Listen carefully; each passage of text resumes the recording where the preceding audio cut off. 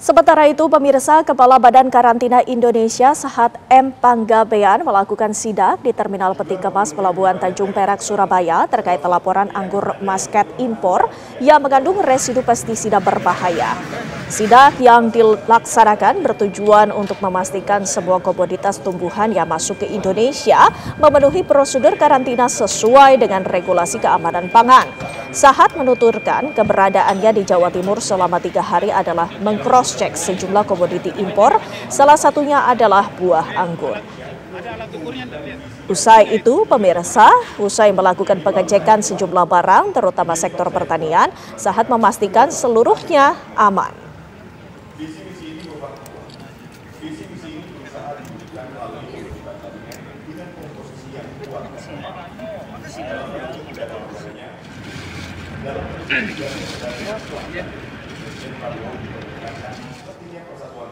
Pemirsa, Badan Karantina Indonesia melakukan sidak di Terminal Peti Kemas Pelabuhan Tanjung Perak, Surabaya terkait laporan anggur muscat impor yang mengandung residu pestisida berbahaya. Bagaimana hasil sidak tersebut? Kita akan berbincang dengan Kepala Badan Karantina Indonesia Sahat M. Panggabean yang saat ini sudah bersama kami. Selamat siang, Pak Sahat.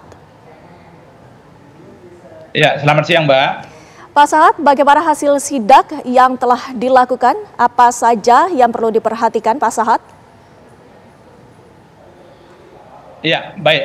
Ingin kami sampaikan bahwa kemarin sebenarnya itu adalah kegiatan rutin yang kita lakukan karena Badan Karantina itu sesungguhnya melakukan pengawasan secara berkala untuk seluruh produk-produk tanaman atau pangan segar yang masuk ke Indonesia. Nah, kebetulan kemarin itu kita melihat ada komoditi anggur muscat, dan selain anggur muscat juga ada komoditi lain juga kita periksa kemarin, dan semua pegawai karantina melaksanakan tugasnya sesuai dengan apa yang sudah diarahkan. Nah, hasil dari pemeriksaan itu datanya adalah memang bebas dari pestisida yang kemarin diisukan. Namun ingin saya sampaikan juga sesungguhnya Badan Karantina itu bukan hanya memantau terkait dengan cemaran pestisida, tetapi juga terkait juga dengan cemaran-cemaran biologis lainnya, seperti serangga, virus, bakteri, dan juga cemaran-cemaran logam berat. Nah, ini semuanya kita periksa dengan baik, dan selama setahun ini, khusus yang anggur, kita sudah memeriksa sebanyak 772 sampel, dan hasilnya semuanya negatif atau di bawah ambang batas yang diizinkan. Saya pikir demikian, Mbak, hasil yang bisa kami laporkan kepada masyarakat Indonesia. Pak Sahat, kami ingin mengetahui jika ada laporan ataupun kekhawatiran mengandung residu pestisida terhadap komoditi yang saat ini masuk ke Indonesia, apa saja yang dilakukan, bagaimana tahapannya, dan apa yang diperiksa dari pihak petugas sana? Ya, baik. Mungkin kami sampaikan juga bahwa sekarang karantina ini punya program namanya prior notice atau pre-border. Artinya seluruh komoditi-komoditi yang masuk ke Indonesia, sebelum barang itu masuk ke Indonesia, itu semua dokumennya sudah dikirim ke Indonesia, termasuk sertifikat kesehatannya, sertifikat hasil laboratoriumnya, oleh laboratorium di negara sana yang kita akuin. Artinya laboratorium itu terakreditasi. Jadi sebelum barang itu sampai, sebenarnya dokumen-dokumen itu sudah kita terima. Kita pastikan bahwa dokumen itu benar. Sehingga ketika sampai di pelabuhan, kita akan cross-check lagi. Nah, parameter yang kita periksa tentunya parameter yang sudah disepakati. Termasuk tadi itu cemaran-cemaran pestisida yang sekarang ini ramai dibicarakan. Dan kami pastikan bahwa semuanya sudah diperiksa juga di laboratorium yang ada di Indonesia. Laboratorium di Indonesia juga sudah terakreditasi. Sudah terakreditasi ISO 17025. Artinya hasilnya bisa kita pertanggungjawabkan secara internasional. Jadi itu. Nah, kalau ada temuan-temuan yang mengandung cemaran-cemaran, tentu karantina itu akan dua yang dilakukan, ditolak atau dimusnahkan. Itu terkait dengan komoditinya. Dan juga terkait dengan negaranya, kita akan membuat surat NNC, Notification of Non-Compliance. Artinya kita kabari, kita beritahukan bahwa barang mereka itu tidak sesuai dengan yang disepakati. Nah, ini yang kita lakukan, dan itu terus kita perkuat supaya semua komoditi yang masuk ke Indonesia itu benar-benar sehat dan dijamin oleh negaranya Dan kita juga memastikan juga di Indonesia diperiksa oleh laboratorium kita yang terakreditasi. Saya pikir demikian dari Badan Karantina Indonesia, Mbak. Pak Sahat, apakah sebenarnya secara kasat mata ini warga secara umumnya ini bisa melihat bahwa sebuah komoditi ataupun kita ambil contoh anggur bisa terlihat apakah ini merupakan buah yang tercemar pestisida ataupun tidak, Pak Sahat? Oh iya gini, jadi untuk cemaran-cemaran ini kita harus diuji di laboratorium karena tentu dari negara sana juga sudah diperiksa dengan baik. Nah karena kandungannya juga sangat kecil, memang harus membutuhkan alat laboratorium. Jadi secara fisik tidak bisa kita lihat, kita bedakan kalau untuk jumlahnya sangat sedikit yang selama ini beredar. Jadi satuannya cuma 0,01 ppm dan itu sangat tidak mungkin bisa kita lihat secara fisik. Nah untuk itu perlu kita periksa di laboratorium. Nah itu dia yang saya sampaikan tadi, laboratorium kita juga sebenarnya sudah terakreditasi. Nah untuk itu jangan khawatir, semua produk yang masuk ke Indonesia itu sudah diperiksa oleh karantina dan aman dan memenuhi standar baku mutu yang disepakati di internasional. Saya pikir demikian, Mbak. Iya. Pak Sahat, seperti apa pengawasan yang dilakukan untuk mencegah pangan yang berbahaya ini bisa masuk ke Indonesia, Pak Sahat? Oh iya, gini, jadi kita pastikan bahwa negara mitra kita yang mengirim komoditi ke Indonesia juga bertanggung jawab untuk memastikan barang itu sehat. Itu dulu, itu komitmen. Kita punya protokol untuk itu. Jadi, dan kita juga akan ke sana memastikan bahwa pertama, di kebunnya apakah sudah dilakukan pertanian yang baik, good agriculture practices, kemudian juga di packing house-nya, di pelabuhannya juga begitu dikirim juga kita pastikan itu semuanya itu berjalan dengan baik.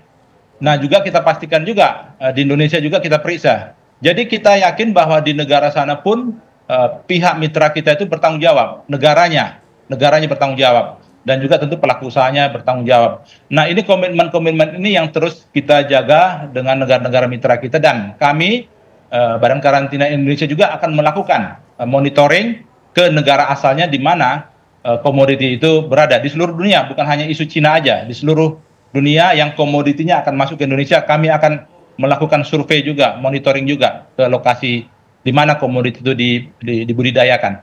Saya pikir demikian, Mbak. Baik. Terima kasih banyak Pak Sahat Panggabean selaku Kepala Badan Karantina Indonesia atas informasinya dan juga bergabung bersama kami di Kabar Siang. Selamat siang Pak Sahat. Selamat siang Mbak. Pemirsa, anggur Shine Muscat sedang menjadi perhatian publik setelah otoritas Thailand menemukan adanya kandungan residu bahan kimia berbahaya pada buah tersebut. Lalu bagaimana peredarannya di Indonesia? Berikut liputan dari reporter TV One Kristanti Yosefa. Pemirsa, anggur hijau Shine Muscat ini memang tengah menjadi perbincangan atau sorotan di masyarakat saat ini, terutama menyusul temuan di Thailand yang mana penelitian menemukan bahwa di anggur Shine Muscat ini ditemukan adanya sisa pestisida atau residu pestisida yang mana mengandung bahan-bahan kimia yang berbahaya. Kalau itu terjadi pemirsa di Thailand, lantas seperti apa di Indonesia? Apakah masih ada peredaran dari buah Shine Muscat ini? Saat ini saya sudah berada di salah satu pasar di kawasan Jakarta Timur dan kami memang masih menemukan adanya anggur Shine Muscat yang dijual ya. Untuk mengetahui seperti apa pemirsa lebih lanjut terkait dengan buah yang satu ini sudah ada bersama saya pedagang buah Ibu Rohimah ya. Selamat pagi Bu Rohimah, kalau boleh tahu sudah jualan anggur Shine Muscat ini sejak kapan? Sudah 3 tahun yang lalu ya, sejak viral gitu. Oke, berarti viral sejak 3 tahun yang lalu. Kalau boleh tahu sekilonya berapaan sih Bu? Sekilonya harganya 70.000 untuk sekarang. Ya. Waktu viral itu sempat turun gitu kan, 60.000, 50.000, sekarang mahal lagi gitu.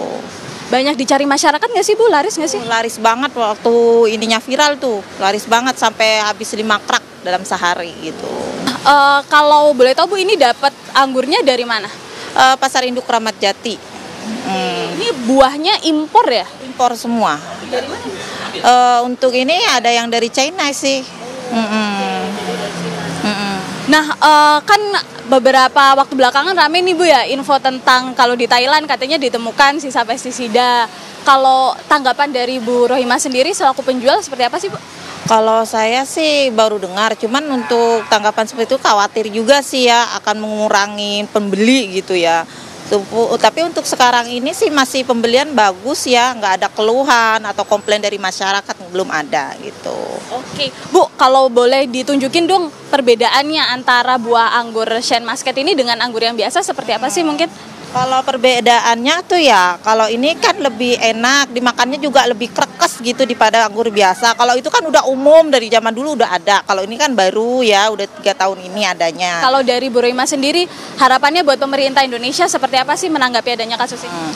Kalau harapan saya ya pemerintah sini juga waspada juga sama keadaan seperti ini ya, Bu, cepat-cepatlah cari tahu, dikeluarkan BPOM-nya biar kita masyarakat juga aman gitu kan untuk konsumsinya gitu.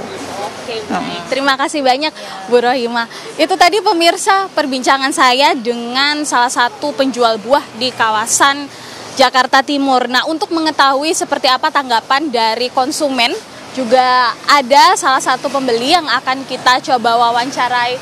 Selamat pagi Pak, dengan Bapak siapa? Dengan Bapak Asep. Selamat pagi juga ya. Oke, Pak Asep, sebelumnya sudah pernah coba belum nih anggur Shine Muscat? Saya udah hampir sering sekali karena rumah saya dekat sini, udah sering banget makan buah anggur yang lagi viral ini gitu. Iya. Emang rasanya kayak gimana Pak? Aduh, luar biasa rasanya, udah warnanya bagus, dia besar-besar ya. Itu rasanya beda banget. Beda banget sama anggur yang walau impor yang seperti hitam ini, ada yang merah. Dia sepertinya bukannya manis, tapi manisnya seperti madu gitu, ada lengket-lengketnya dikit. Jadi saya tuh ketagihan gitu, karena saya beli lagi gitu. Oke Pak, kalau kita bicara di Thailand kan kemarin ditemukan ya rame, katanya ada sisa pestisida yang ditemukan. Harapannya sebagai konsumen nih kepada pemerintah mengetahui kalau di negara lain seperti itu. Tanggapannya seperti apa sih Pak, harapannya ke pemerintah? Harapan saya sih ya, saya sempat kaget juga sih, tapi ya karena saya sering mengajukan ya nggak ada efek sampingnya gitu ya.